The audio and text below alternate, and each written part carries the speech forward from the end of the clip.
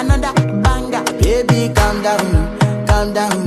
Yo, this your boy. Brussels Ruushku wuxuu isku diyaarinayaa dagaal dheeri ah, sidaa darteed NATO waa inay u diyaar garowdaa muddo dheer oo ay taageerto Ukraine inta ay qaadanayso. Ku-xigeenka xoghayaha guud ee isbahaysiga ayaa u sheegay madaxda sare ee militariga Yurub Arbacadii, isagoo ka hadlayay furitaanka shirka madaxda militariga ee halkan. Mir-Gewana ayaa sheegtay in waddamada NATO ay tahay inay maalgashi dheeri ah ku sameeyaan difaaca, kor u qaadaan wax soo saarka warshadaha militariga iyo ka faa'iidaysiga tiknoolajiyada cusub si loogu diyaariyo dagaalo mustaqbalka.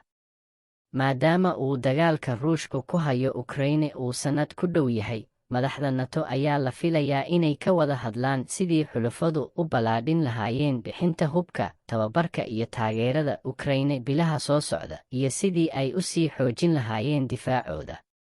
Ma hayno wax calaamad ah in madaxweynaha Ruushka Vladimir Putin yoolalka ay isbedeleen, ayuu yiri Gewana, isaga oo intaa ku daray in Ruushku uu abaabulay in ka badan 2 oo ciidamo dheeraad ah. Marka waa inaan u diyaar garownaa muddada dheer. 2023 waxa ay noqon doontaa sanad adag, waxaanan u baahanahay in aan taageerno Ukraine inta ay qaadanayso.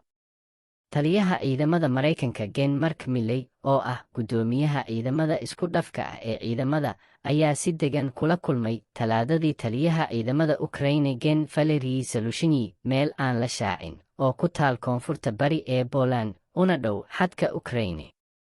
Waxaana la filayaa inuu u gudbiyo walaaca Zaluzhnyi madaxda kale ee militariga ee kulanka.